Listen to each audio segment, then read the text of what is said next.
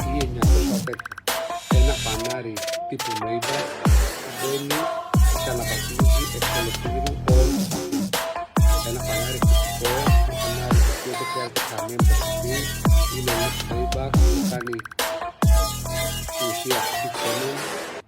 Ένα φανάρι το οποίο από απλή λάμπα το μετατρέπει το αυτοκίνητο σε κόσμημα.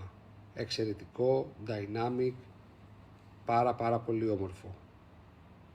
Toyas Edition. We can make your dream reality. Κάνουμε το όνειρό σας πραγματικότητα.